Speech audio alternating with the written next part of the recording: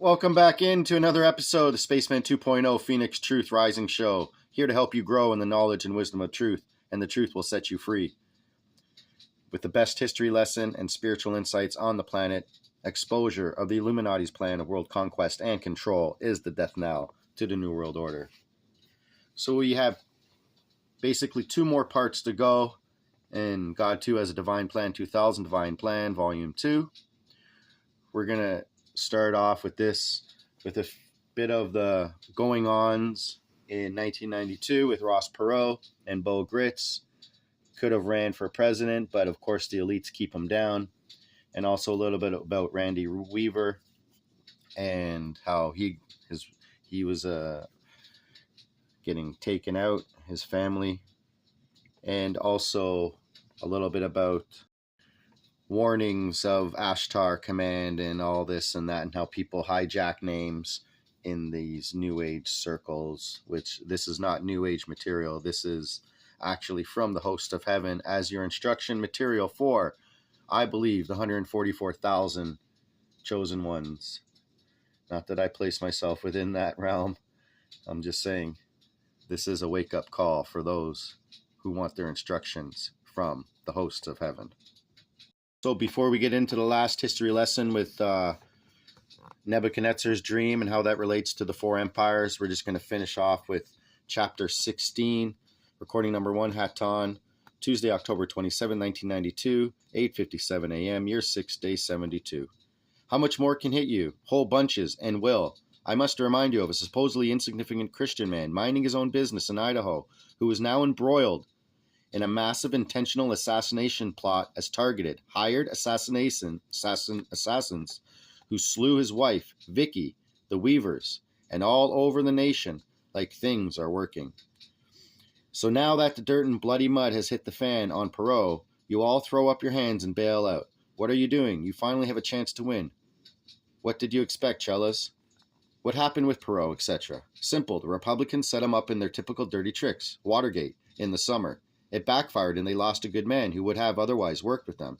Now the Democrats are taking the mess and using it for all it's worth, which is obviously enough to make you blind, deaf, and dumb. Stop it. See what they do. The press is on to squelch this man, and only if you ones support him more strongly can he prevail, for he really does not want this job. But he is getting more enlightened and open to truth every minute of every hour of every day. He is hard as nails and will not let you down if you do your share. He knew it would be bad to get into the race again, but he had no idea how bad. Well, it can only give you more vision and more opportunity to see need. Stay the course, Chellas. It is so obvious that the whole of the dirty tricks is staged, then and now, that the news networks can hardly speak through the syrup laced with cyanide. The reporters read the stuff as if it were actually real. This is the greatest game plan to Democrats. Remember, Clinton is a Bilderberg, Club of Rome, hand-picked, have ever garnered. What happens here on is up to you, the people. This can be the greatest asset for you or your downfall if you do not hold your course. You are into this window of vulnerability of which we have spoken, and it's going to get so much worse than you will find it hard to believe. Urge all your youngsters who could register and vote to do so, for they finally have something to vote for. This rat race would not be so dirty if both major parties did not fear this third party so dreadfully. Perot can win, and after the two-party criminals and evil mouths finished with him, he is going to be angry, and he will listen to one like Gritz, who offers solutions under your Constitution. You, the people, can literally turn this election into a total sweep if you stop feeding on the lies. Imagine if all the truckers' convoy got together and supported one particular person who is truthful. Earthquake alert. Yes, you are another alert. I assume you are all prepared in the areas mentioned last week. I am not going to deal with it today. I'm already accused by supposedly my own brethren and former speakers for bringing you fear and misery by telling you to get prepared. For they are telling you to have no apprehension and attend only the peace and calm of your divine connection. Of course, they are also giving this information from Lord ASHTAR, who is also reported to have an illegitimate son on Earth, who in 1988 was crowned his royal something or other. This ASHTAR is going to somehow shut down this old bugaboo HATONN who terrorizes you little thoughtless Chellas by giving you truth. However, or somehow I have become a warrior advocating control from the higher realms of the cosmos. Seems it would do these speakers well to read the material. One specific one has made a tape which is circulating, and here are your clues. ASHTAR speaks for his own planet as Lord of that planet.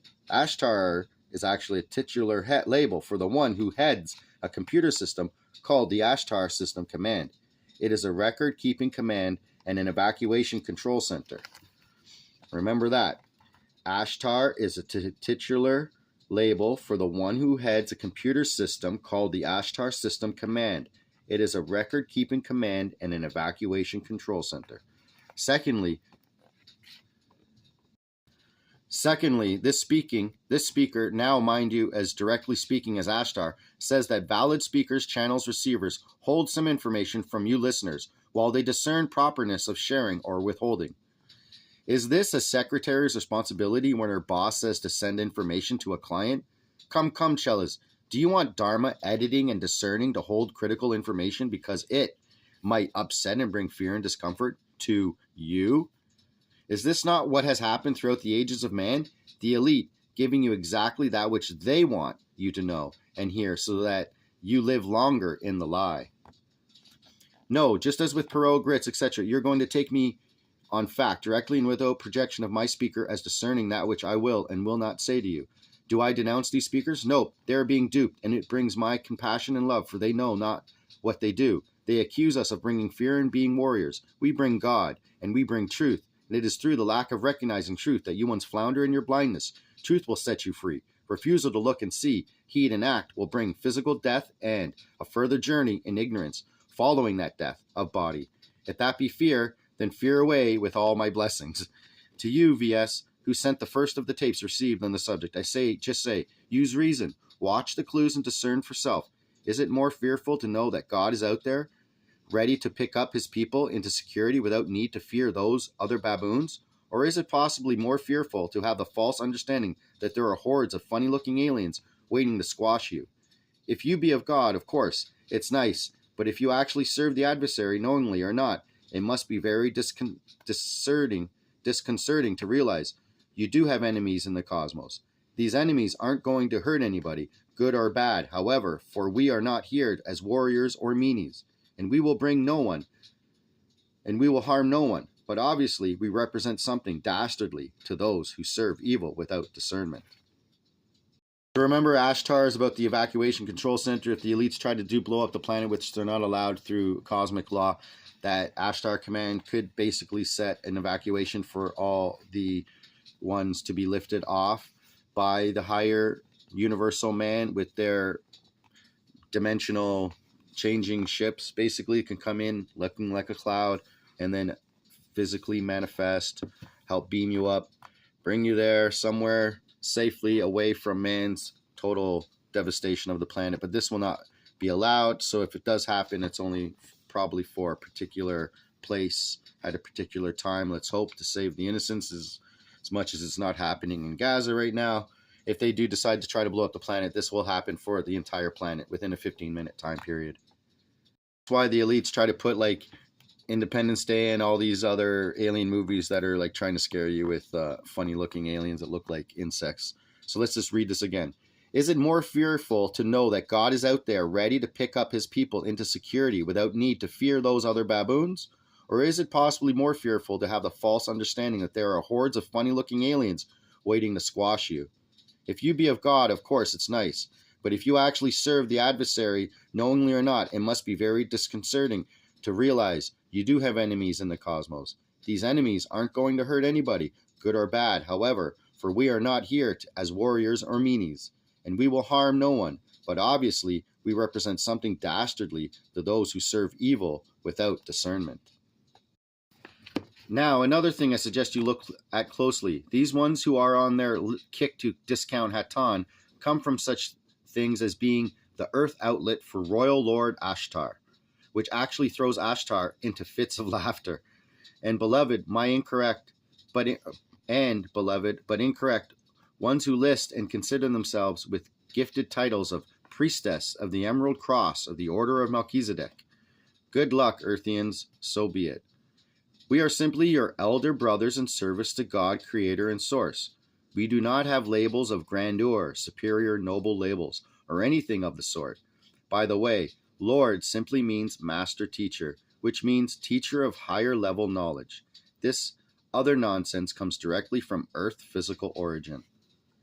I suggest that you consider this just as with Perot. What do you know about the others in point as to tricks, deceit, withholding information, failure to bring truth, etc., etc., etc.? I think you get my point. The Weavers. By the way, do you who attend Randy and his girls on the 24th October last Saturday, Elishaba Weaver reached her first birthday, and you think you have problems? Remember, they just shot her mom. Let's look further into this setup. Radio message reported incident. Here and again, I give you information exactly as given to me. I can, however, verify that such subterfuge was afoot, so, in general, the information is valid enough. I quote from a fax. October 19, 1992, Dear Commander HATONN, just an interesting story to pass along. And this man had flown his plane to Idaho to find out what was really happening. He was not a Bo supporter, as was told me. He hadn't known who Bo Gritz was, but he knows now. While in his plane, he kicked up a radio transmission between the Boundary County Airport and a Falcon 18. I think I have the plane ID correct. That was over Montana at the time of the incident. They were discussing the landing as the BC airport was not a strip designed to land an F-18. Too short, I think, he said. This man said that this aircraft carried, as stated, the hired Oriental assassin who killed Vickie Weaver. Fact or fiction? HATONN, this question is for me, and I won't answer it. This gentleman said his special interest was weapons, and what he saw in Idaho was not the norm. Most people wouldn't have known or ever seen these. It wasn't a question of hitting Vickie in the head, but exactly what spot, and it could have been accomplished from 2 mountaintops away as well as 50 feet. Also have other input from ones who investigated that confiscation of food, etc. in Michigan. It is reported that the reason given now is that the police were playing war games and that the food in point was from suspected people who could cause trouble, held guns, and had stored the food because they would be out of work. Back to Quakes. FEMA is now